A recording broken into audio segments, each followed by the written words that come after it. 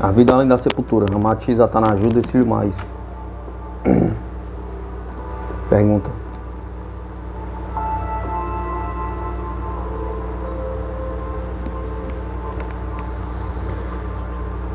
E quais os fatores mais comuns que os obsessores descobrem para produzir esse ponto hipnótico, que então lhes assegura o êxito nas obsessões? Ramatiz.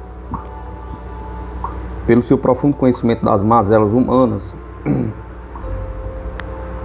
os espíritos obsessores, quando conscientes, logram focalizar o desejo central oculto na alma da vítima e que já expusemos com certos detalhes. Certas vezes esse desejo central pode se originar de um reflexo suicida de vida passada, com uma base emotiva de desespero, quase sempre não trazendo à tona nenhum fato, nenhum motivo do gesto tresloucado do passado, que podia ter sido orgulho recalcado, o amor próprio, a excessiva avareza, a luxúria, a cobiça ou o remorso, mesmo uma forte disposição para o vício, ou um estímulo psíquico desregrado, que se mantém a custo soterrado sob a censura da consciência, serve de pretexto fundamental para os obsessores criarem a oportunidade favorável para a constituição de um ponto hipnótico no indivíduo. No psiquismo do ser humano há quase sempre um tema fundamental predominante e que, sendo vulnerável às sugestões mefistofélicas do além, pode servir de motivo básico para se formar esse centro ou ponto hipnótico necessário ao êxito da obsessão. É por isso que comumente se diz que os nossos maiores adversários estão no seio de nossa alma e devem ser combatidos em nossa própria intimidade, pois na verdade as nossas mazelas e vícios são os alicerces perigosos em que os malfeitores desencarnados se firmam para impor-nos o comando obsessivo. Desde muitíssimos anos, a voz amiga do além adverte o homem de que o segredo de sua segurança espiritual ainda provém do conhece a ti mesmo.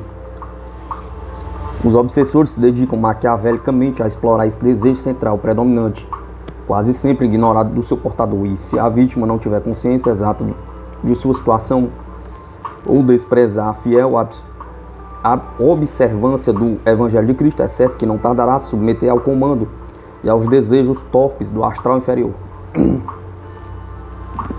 Assim como o hipnotizador encarnado consegue criar o desejado ponto hipnótico no seu paciente, o obsessor procura transportar para a consciência em vigília do encarnado o seu desejo fundamental, que tanto pode ser uma incontida vaidade, um grande orgulho ou desejo de comando despótico, como também uma represada luxúria, sensualismo ou mesmo a propensão para os entorpecentes ou o alcoolismo. O obsidiado ignorante dos verdadeiros objetivos do obsessor, mas responsável pelo descontrole de suas emoções e pensamentos, é conduzido docilmente à criação de um centro hipnótico ou de fascinação, que pouco a pouco constitui sua atração psíquica, tornando-se um clichê mental ou a ideia fixa. Logo isso se transforma em vigorosa força, comandando-lhe a zona cerebral, onde se localiza a sua bagagem subconsciente e o controle dos instintos animais do pretérito. Sorrateiramente, os gênios das trevas impõem-se através daquela distração fixa, passando a comandar o sistema nervoso e a excitar cada vez mais as emoções e os desejos de sua vítima.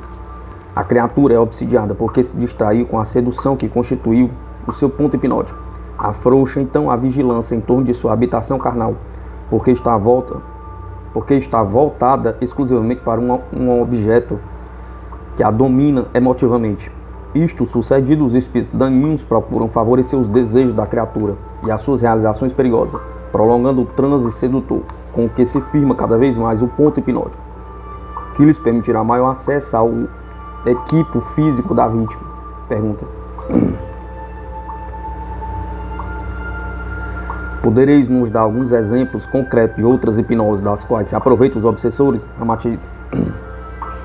Muitos artistas, escritores, líderes, desportistas, taumaturgos ou crianças prodígios que já conseguiram visível destaque no mundo material se deixam às vezes fascinar tão perigosamente pelo seu sucesso ou pelas suas glórias súbitas que tombam de seus pedestais de barro, vítimas de sua própria vaidade, que é habilmente explorada pelos espíritos do astral inferior. Alguns pregadores religiosos arvorados em missionários ou salvadores da humanidade, doutrinadores entusiásticos, críticos sisudos do labor do próximo e médios de brilhante fenomenologia, por vezes se perdem, dominados pela vaidade e orgulho, porque lhes falta o abençoado senso crítico do conhece a ti mesmo. Fecham os ouvidos às mais sensatas advertências que recebem e passam a cometer as maiores estultices, como se fossem manifestações de genialidade espiritual. Então enclausuram-se na sua vaidade, autofascinam-se, convictos de sua paradoxal modéstia, mas ignoram que o velho desejo central delituoso do passado pode estar eclodindo lentamente, explorado pela astúcia e capacidade das trevas. Chega um momento em que não tardam em se abater, desmoronando-os pelas próprias forças destruidoras que alicerçaram em si mesmo, ficando então relegados à obscuridade, a um anonimato inglório, quando pior sorte não os lança no desvario ou na alienação mental. Em verdade, essas criaturas deixam-se iludir pela presunção de serem almas de alto estirpe espiritual, incapazes de se equivocarem, permanentemente atuadas pelas hierarquias superiores. Isso em breve torna-se excelente fator para explorar sua vaidade e o potencial de orgulho adormecido no recôndito do ser, com a inevitável convergência para um centro de fascinação, ideal para a operação das sombras. Muitas vezes a vaidade grita tão alta a essas criaturas que elas tomam o maquiavelismo dos obsessores como sendo grandes surtos de revelação espiritual. Então, não tardam em empregar o ridículo à conta de sabedoria, os lugares comuns como preceitos doutrinários, e transforma a irascibilidade ou os envaidecimentos íntimos em posturas messiânicas. Distraem-se em suas próprias fascinações, enquanto do invisível lhes guiam os pensamentos e as emoções, enquanto cultivam fanaticamente o seu desejo central e se desorientam, refasteladas no trono de sua vaidade presunçosa, são como fortalezas inexpugnáveis e hostis a qualquer advertência benfeitora. A cegueira hipnótica leva-os gradativamente ao ridículo, a decepção é o equívoco maquiavelicamente planejado pelas trevas. Pergunta: guardamos a crença de que não deve ser tão fácil a intervenção dos obsessores sobre os encarnados, em face das grandes diferenças vibratórias que existem entre o plano material e o astral, não é assim? A Matiz: evidentemente, há grande dificuldade para os desencarnados exercerem o seu comando sobre os encarnados, mas não quando são estes que dão lugar a isso e ainda auxiliam muitíssimo o trabalho dos obsessores. E, paradoxalmente, desfavorece a proteção e a assistência dos espíritos benfeitores, porque se cercam de fluidos perniciosos, que atraem pela sua proverbial indiferença para com os ensinamentos evangélicos. Em consequência, dificulta grandemente o serviço de socorro e a orientação superior, que ainda se faz possível graças ao heroísmo e sacrifício dos abnegados guias e tradicionais anjos de guarda. E à medida que os encarnados mais se rebaixam pelos seus destinos emotivos e desregramentos mentais, pondo-se em contato mais íntimo e perigoso com as faixas vibratórias do astral inferior, é óbvio que também aumenta o império das sombras sobre a Terra, impedindo a sanidade psíquica que limpa a aura humana e capta as vibrações de frequências e inspirações mais altas. A degradação humana transforma-se justamente em alimento que consolida a ponte vital repugnante e permite aos malfeitores desencarnados atuarem na margem da vida física e estimularem toda a sorte de vilezas e preliminares para o trabalho obsessivo. Pergunta: essa hipótese de perseguição sistemática que os espíritos malfeitores exercem sobre os encarnados circunscreve-se unicamente a desforras ou vinganças contra adversários do passado ou inclui outros objetivos subversivos? Matiz: as almas trevosas, além de cruéis e vingativas, vivem cheias de desejos inferiores carnais que ficaram impedidas de satisfazer pela morte corporal. Acresce que as condições vibratórias sutilíssimas do mundo astral acentuam as sensações do perispírito, que é a sede dos desejos da alma. Então esses desejos ainda recrudescem e se tornam mais violentos, sem poder se saciar por intermédio do corpo físico, destruído ao qual estavam condicionados. O alcoólatra, por exemplo, tem a mente conturbada pelo desejo insofreável que vibra no seu perispírito, mas quando, na posse do corpo carnal, sacia-se em parte pelas reações físicas produzidas pelo corrosivo e que depois repercutem no mundo astral dos desejos. No entanto, quando perde o corpo de carne, em verdade desmantela o seu alambique vivo, pois que desencarnado se vê obrigado a serviço do corpo de um vivo na matéria, para que este absorva a maior quantidade possível de álcool e que lhe garanta a satisfação mórbida de poder aspirar a substância astral volatilizada pelo corrosivo e exudada pela aura. Este é um dos motivos pelos quais os espíritos desregrados dependem tenazes esforços para conseguir os necessários canecos vivos que na Terra lhe possam transferir e volatilizar a maior quantidade possível de bebidas alcoólicas, destinada a acalmar-lhes a insacibilidade viciosa superexcitada no mundo astral. E eis porque os desencarnados no astral inferior não se cingem exclusivamente a desforras contra os seus desafetos encarnados, mas depois de vingados, ainda envidam todos os esforços para conduzir as suas próprias vítimas a se tornarem intermediárias dos seus nefandos vícios e desejos torpes que trazem da matéria. Esses infelizes espíritos, constituídos na forma de verdadeiras agremiações delituosas, auxiliam-se mutuamente nas suas empreitadas vingativas, trabalhando em equipes que atuam ardilosamente sobre os encarnados, a fim de transformá-los em repastos vivos de suas insaciabilidades viciosas. Ficam profundamente furiosos e aumentam o seu ódio contra as estirpes angélicas, quando percebem que, pela liquidação kármica ou proteção superior, as suas vítimas estão sendo amparadas no campo vibratório do seu perispírito e imunizadas contra a ação deletéria do mundo astral inferior. Irrita-os a ideia de que mais um prato vivo lhe fuja vibratoriamente da ação indigna, muitas vezes depois de ter-lhes custado imenso trabalho para confeccioná-la a contento de sua voracidade satânica. Daí o fato de preferirem desenvolver em suas operações obsessivas sobre os encarnados os desejos e vícios latentes do passado, que mais facilmente os fascinem. A vingança quase sempre é o pretexto com que mais tentam justificar suas ações sombrias no mundo trevoso. Mas em verdade o que mais lhe interessa é o culto dos objetivos torpes e a busca das satisfações viciosas, que ainda os acicatam como fogo ardente e inconsumível. Pergunta.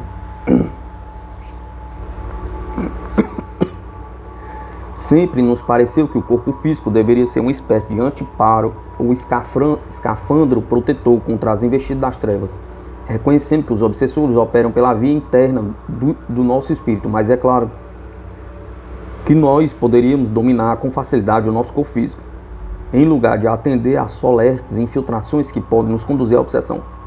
Qual o motivo dessa grande facilidade com que os malfeitores desencarnados dominam grande parte dos encarnados? Matiz.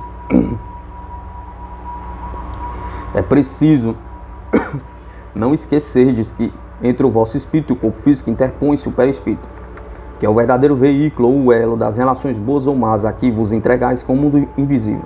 O domínio do corpo físico não se exerce por uma ação energética produto exclusivo da matéria, nem ele é uma entidade estranha, controlada por processo especial e isolado do vosso pensamento. A carne materializada em sua configuração, todos os atributos e conquistas milenares não dela, mas do perispírito, que é o sobrevivente absoluto de todas as transformações físicas. O perispírito é um conjunto de natureza vital, poderosíssima e de intensa atividade no seu plano eletivo do mundo astral, sendo a organização levíssima e de tão assombrosa elasticidade que reage imediatamente à mais sutil cogitação mental do espírito. Motivo porque é extraordinariamente influenciável pela natureza dos pensamentos bons ou maus das entidades desencarnadas. Durante a encarnação, o perispírito desce vibratoriamente a fim de aglutinar a matéria carnal no mundo físico, mas sempre o faz com sua poderosa influência magnética e com o seu psiquismo elaborado nos milênios findos.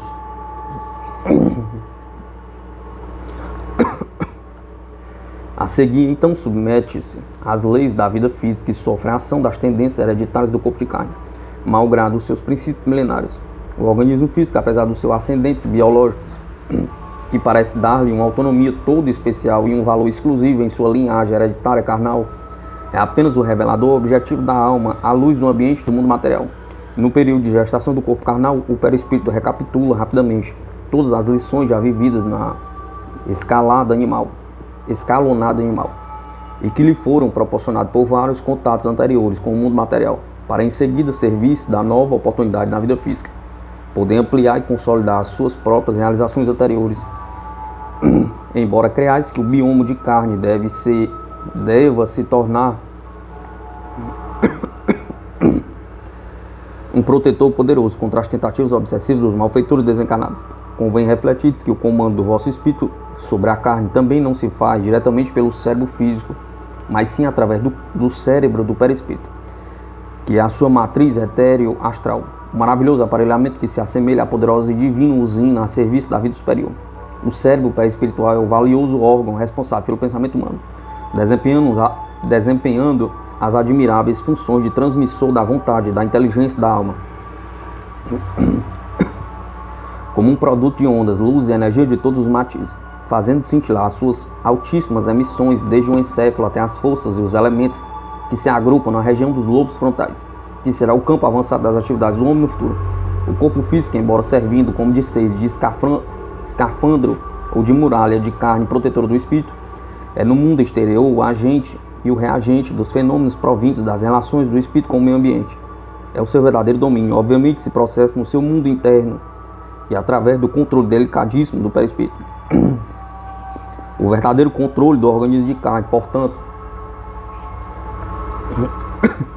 é processado por via interna através do perispírito, isto é, exatamente onde tanto pode atuar os espíritos benfeitores como os malfeitores. Isso dependendo, sem dúvida, da natureza elevada ou inferior de vossas simpatias psíquicas.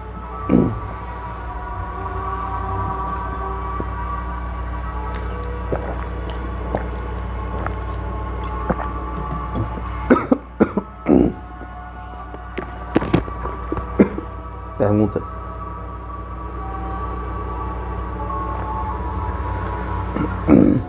embora já nos tenhais atendido, dando-nos algumas noções sobre o perispírito e sua estrutura, poderei nos dar alguns outros esclarecimentos sobre o mesmo assunto? Ramatiz.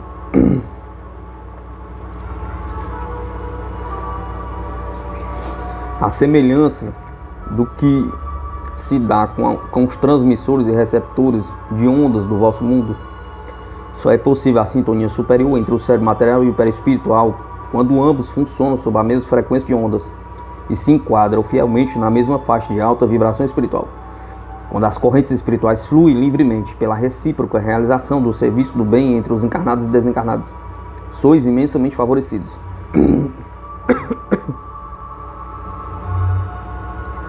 Pois graças a esse benéfico intercâmbio espiritual, tanto se eleva o vosso potencial criador,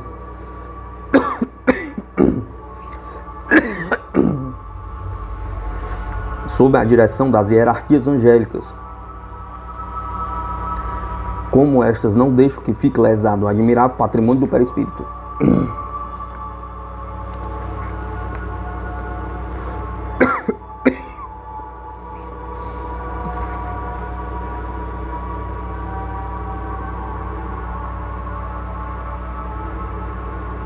No entanto, desde que vos entregueis às funções desregradas da vida animal inferior, o vosso cérebro perispiritual melhor se parecerá uma ponte a ligar as duas margens lodosas, a da vida física e a do astral inferior.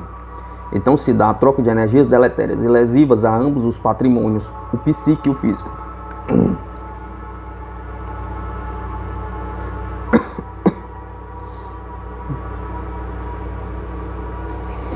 O corpo físico, que na matéria significa o prolongamento vivo do perispírito, é acionado através da sensibilidade do seu sistema nervoso, reagindo imediatamente sobre qualquer ação emotiva violenta ou produção de substâncias mentais benéficas ou nocivas, por cujo motivo o mau uso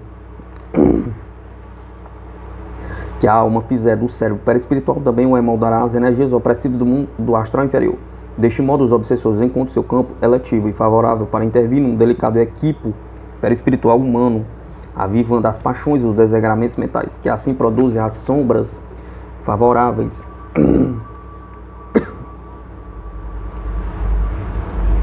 as operações obsessivas. No entanto, eles se veem tolhidos em seus próprios diabólicos, em seus propósitos diabólicos, quando se defrontam com um perispírito alimentado pelas energias de alto potencial angélico, pois estas, na forma de luz brilhante, dissolvem todas as sombras e produtos repulsivos aderidos ao seu delicado tecido imortal. O perispírito é patrimônio admirável e produto de indescritíveis labores e adaptações efetuadas na esteira do tempo, que o ritmo divino e criador desenvolveu desde o reino mineral até a forma ereta do homem, por cujo motivo guarda em sua intimidade gloriosa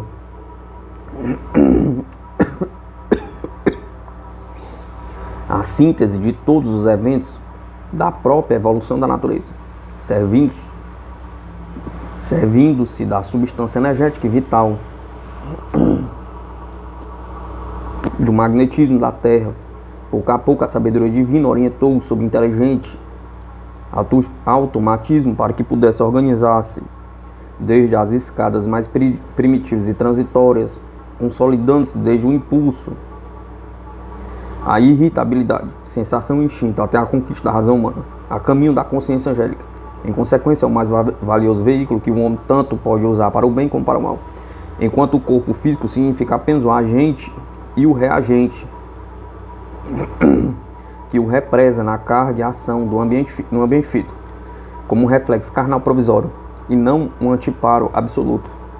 A limitação de filhos e suas consequências kármicas.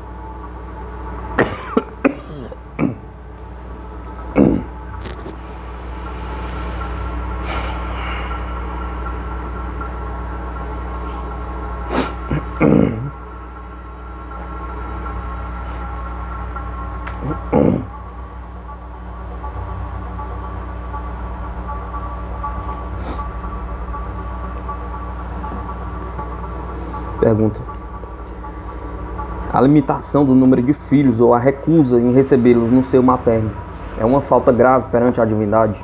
Ramatiz: ela não deve ser encarada como uma ação culposa que fira as regras da moral divina, estabelecidas por Deus, por um Deus parecido a um pastor ou a um sacerdote excessivamente puritano. O cosmos não é produto de preceitos éticos firmados no tempo e no espaço, como decorrência da evolução dos costumes humanos ou angélicos. Eterno, perfeito e infinita, a sua garantia basilar é a lei única de coesão espiritual, sob indescritível cientificismo cósmico, incompreensivelmente humano, que participa do universo, mas não é o próprio universo. Por isso, a procriação de filhos com ou sem controle é assunto para ser examinado mais apropriadamente em relação aos efeitos favoráveis ou desfavoráveis que possam provocar em razão da lei e da técnica de reencarnação dos espíritos na Terra, visto que o renascimento na matéria é de vital importância para a mais breve ascensão do espírito às esferas paradisíacas. Convém encarar o assunto sob um aspecto mais científico, em lugar de o situarmos exclusivamente sob o conceito moral do mundo ou da divindade. Há que se reconhecer, primeiramente, que um corpo de carne é um dos mais valiosos auxílios no caminho longo da evolução sideral, servindo comumente para que a alma penada, infeliz, possa dar largas ao seu remorso causticante e reajustar-se nas imprudências cometidas nas vidas pregressas. No serviço reencarnatório no espaço, a oportunidade no organismo vivo físico é valiosa dádiva proporcionada pelos mentores siderais aos filhos aflitos e desesperados para renascer na matéria. Em consequência, analisando-se a questão da limitação de filhos à distância de qualquer sentimentalismo humano de razões morais angélicas, estabelecemos este importante premissa: o aumento do número de corpos físicos na Terra aumenta as probabilidades de ventura espiritual. É fator de socorro e favorecimento para a mais breve alforria de espíritos desencarnados que imploram novos instrumentos de carne para resgatar suas faltas, progressos e obrigações para com a lei kármica. Sob qualquer aspecto que considerardes, o problema da limitação de filhos quer situando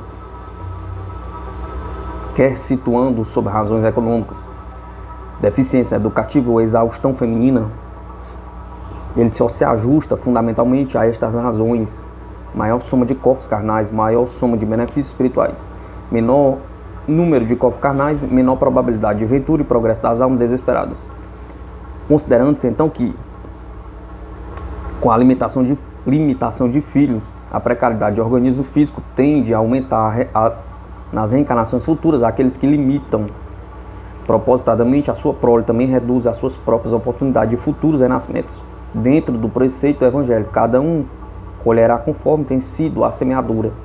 Pergunta: poderíamos saber se existe maior quantidade de espíritos necessidade de reencarnar do que as probabilidades de encontro de corpos físicos na Terra? Ramatiz: no espaço que circunscreve o globo terráqueo em todo o seu sentido esférico, entre os 20 bilhões de espíritos que povoam a mais ou menos 10 bilhões que ainda necessitam de reencarnação com certa urgência, se fosse possível atendê-los com a ascensão de corpos físicos adequados a cada caso kármico, eles renasceriam imediatamente, a fim de despejar na matéria terrestre os venenos que ainda lhe corroem as almas torturadas por todas as sortes de sofrimentos. Na imensa fila de candidatos à reencarnação existem seres tão desesperados que não recuariam diante da existência física mais atroz, da vida mais deserdada da sorte, desde que pudesse descer para a carne, esgotando neste o conteúdo tóxico e torturante que ainda percorre a delicada fisiologia dos seus perispíritos. Para casos perturbados no além, há recursos mais eficientes do que a reencarnação, pois constitui imensa legião de desatinados e devoradores, cujo credor principal ainda é a Terra. Sob esse aspecto, é que podeis então avaliar quão selvagem, brutal e indigno é aquele que destrói o seu corpo na alucinação do suicídio. Porquanto o fato de haver renascido implicou na severa responsabilidade de haver suplantado no espaço outro candidato à vida carnal. Então o seu crime é vultuoso perante a lei do renascimento, pois, além de malbaratar valiosa oportunidade para a sua própria redenção espiritual, ainda ludibriou a confiança angélica e traiu outra alma necessitada de reencarnação. Pergunta: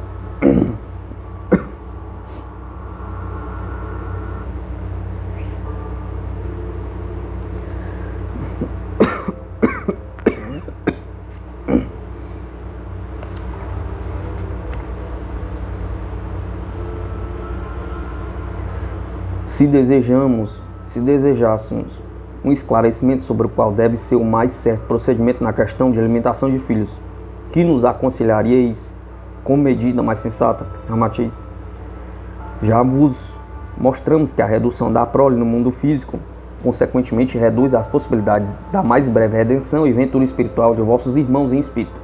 O conselho mais lógico e sensato que poderíamos vos dar para a solução desses problemas, cremos ainda, é aquela deixada por Jesus e constituída em lei definitiva, que suprime todas as dúvidas em qualquer julgamento dos nossos atos. Faz aos outros o que queres que te faça. Inspirados nesse divino conceito, colocai-vos então no lugar das almas torturadas e cheias de desespero, que ainda se encontram no espaço, vitimadas pelas suas próprias torpezas. Refleti que também podereis vos encontrar nessa mesma situação de indescritível infelicidade espiritual. Indagai-vos de vós mesmo, que desejarias eu de imediato se estivesse realmente sob o guante da dor infernal e do sofrimento dantesco no espaço. Desprezareis porventura o renascimento físico com sedativo esquecimento provisório e um ensejo reeducativo no mundo carnal, conforme forem os vossos atos no mundo, quer limitando,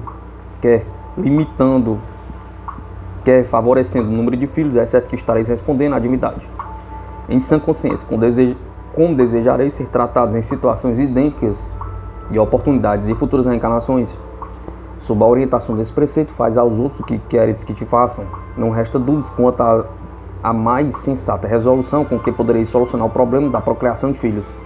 Pergunta: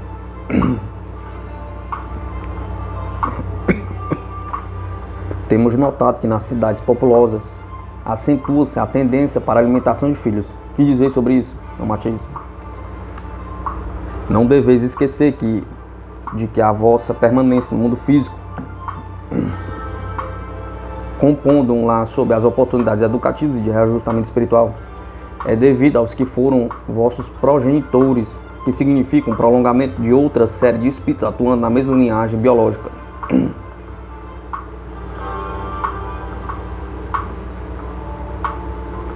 A reencarnação na Terra exige múltiplas tarefas dispensiosas a que se devotam afanosamente os planejadores.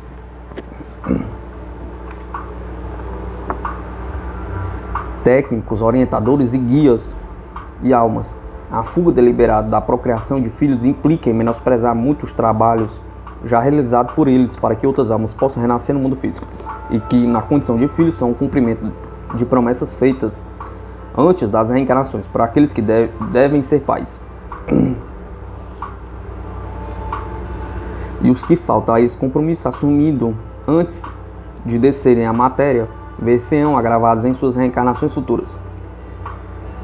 Quando então a lei o julgará sob a mesma medida que houver sido usado para com os outros espíritos sacrificados pela limitação procriativa, salvo condições excepcionais de enfermidades ou de risco de dano à vida materna, há que se pensar muitíssimo antes de qualquer fuga aos deveres procriativos, se não existirem motivos graves e razões espirituais superiores para a limitação de filhos. Esta pode representar grande prejuízo às tarefas e planos dos benfeitores da humanidade encarnada, que assim se vê em abraços com problemas inesperados e truncamentos de promessas pré-reencarnatórias por parte daqueles que descem a matéria e se negam ao cumprimento de suas obrigações. Pergunta: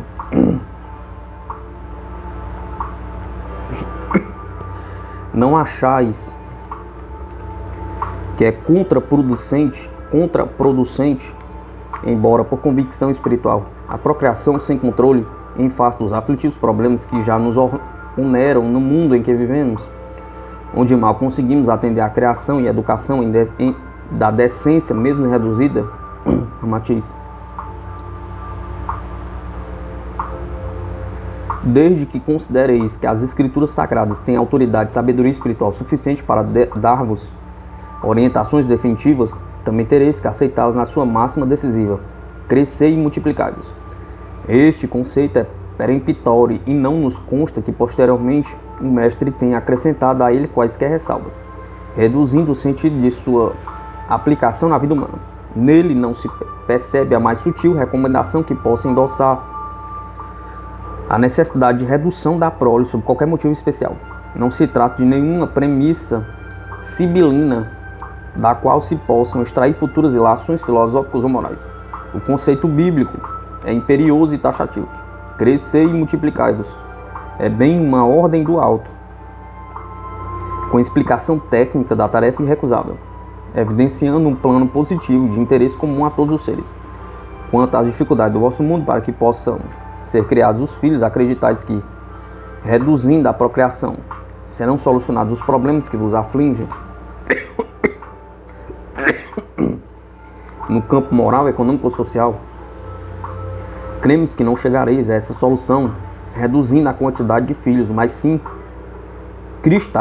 cristianizando-vos de tal modo que o problema do próximo seja tão importante quanto o vosso.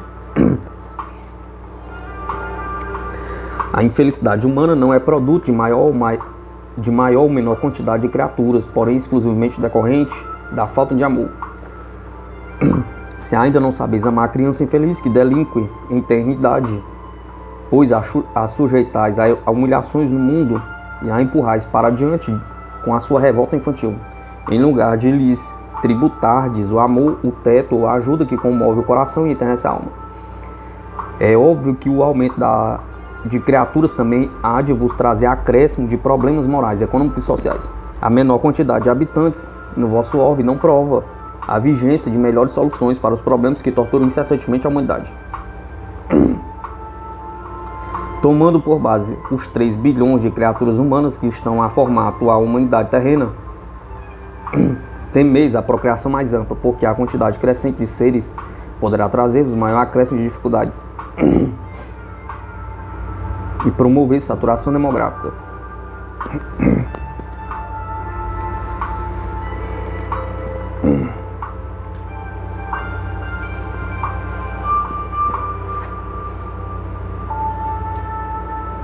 Mas nós vos perguntamos: porventura conseguireis solucionar os problemas econômicos, sociais e morais da crosta terráquea apenas reduzindo os 3 bilhões de habitantes a 1 bilhão?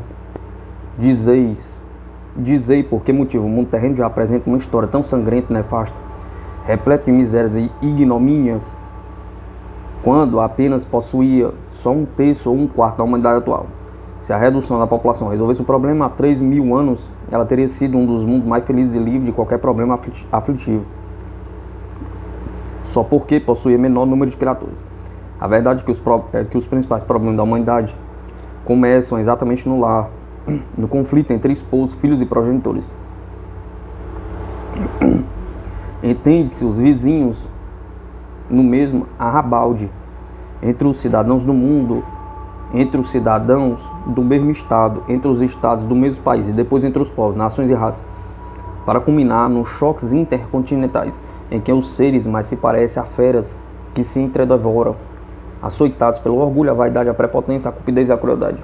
Os homens se separam pelas religiões, partidos políticos, nacionalismos tolos, diferentes de cor, de sistemas doutrinários, afunda-se em toda a sorte de vícios, paixões, caprichos perigosos, mesmo que aumente ou se reduza a parentela e a humanidade terrena. A felicidade humana, portanto, não está na dependência da carga de criaturas no órgão. Ela seria conseguida com muitíssimo êxito se fossem adotados em condicionamentos dos ensinamentos de Jesus, Buda, Hermes, Pitágoras, Krishna e outros sublimes pedagogos e instrutores, cujas vidas foram consumidas no ritmo de um amor que é capaz de gerar a fidelidade, a ternura, a honestidade, a caridade, a paciência, a humildade e principalmente a fé no próximo e nos propósitos espirituais da vida benfeitora. Pergunta: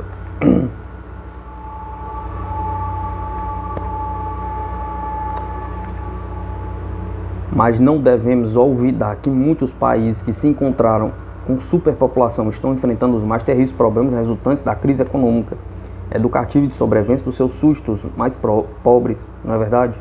Ramatiz. Não opomos dúvida ao que alegais, mas esses mesmos países a que vos referis devem trazer à vossa reflexão as grandes disparidades demográficas do globo terráqueo, em que determinados países estão superhabitados e outros lutam desesperadamente para resguardar seus direitos sobre gigantescas áreas de terras selváticas, que reservam avaramente para o futuro dos seus próprios conterrâneos.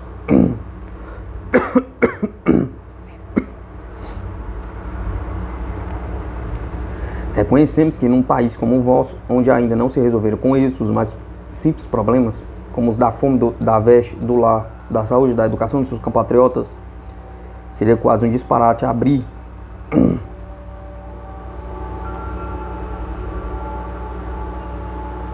fronteiras para se cuidar de problemas estranhos de outros povos, embora o Brasil possa conter 1 bilhão de seres com relativa comodidade em seu território. Mas esse é um problema de foro íntimo daqueles que vêm administrando o país, muitos dos quais têm se desviado de suas responsabilidades para com o povo, dando lugar a essa situação. Mas a lei divina tem se encarregado de julgá-los, pois muitos desses brasileiros inescrupulosos, indiferentes à sorte alheia, já estão retornando à antiga pátria e se arrastam pelas ruas das suas cidades, por eles exploradas, quase mulambos vivos que rogam a esmola do pão àqueles que subestimaram. E para a nossa visão espiritual, esses que já renasceram no Brasil, embora sujeitos a novas encarnações que os aguardam para a retificação futura, ainda se encontram em melhores condições do que outros mais culpados que ainda se debatem nas profundezas dos charcos pestilentes do astral inferior, açoitados barbaramente pela mantilha de verdugo que não lhe perdoa sequer a impossibilidade de não haver e podido educar um filho, ante seus descalabros e desmandos administrativos.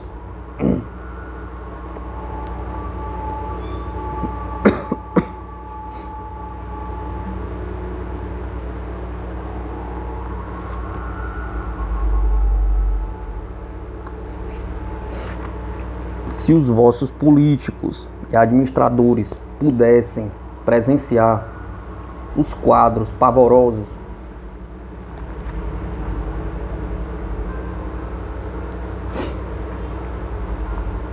que presenciamos no além-túmulo, quando se trata de governantes que não cumprem fielmente os mandatos que lhes são outorgados e se esquecem da grave responsabilidade pública que assumem, cremos que desapareceriam todos os candidatos às câmaras legislativas e cargos administrativos do vosso país. Faltar-lhe-ias coragem para se arriscar a tão dantescos padecimentos, consequentes de seus equívocos imperdoáveis. Em geral, o homem terrícola ainda teima em requerer ignorar que toda a humanidade é sua irmã, submetida às mesmas condições físicas, e que o problema de todos os homens, esposa, mães e filhos ou irmãs, é um só. Trata-se de uma só coletividade formada de seres iguais, mas entre a qual muitos gemem angustiados pelo frio, a fome, a falta de veste ou do lar, como um meio de vida doloroso, enquanto outros se fartam à vontade e vivem de coração endurecido e revoltado. Não seria horripilante que navegasses em vastas embarcações sobre um mar encapelado, enquanto em torno do barco centenas de criaturas devessem se afogar apenas porque alguém não lhes quisesse dar lugar a bordo? Deveis vos capacitar de que a solução do problema da desgraça humana reside na alimentação de filhos, mas na cristanização consciente do homem. Quando a população da Terra atingir 10 bilhões de seres, o remédio a ser descoberto para se conjunturar a situação ainda poderá ser o mesmo de hoje, ou seja, a ideia de se reduzir a procriação de filhos. E há de ser assim por muito tempo, até que os terrícolas compreendam que o seu problema espiritual, em qualquer latitude ou longitude geográfica do planeta, seja na Europa, nas Américas, na África, na Ásia, há de ser sempre o mesmo. Porque não é problema de nações ou de raças, mas de toda a humanidade. Mas resta uma esperança, depois dos acontecimentos dolorosos que se aproximam do vosso mundo, na sequência profética do juízo final e do fim dos tempos, haverá melhor distribuição etnográfica na face da Terra e melhor compreensão dos problemas aflitivos de todos os seres. A vida além da sepultura, Ramatiz Atanagil Decílio Mais.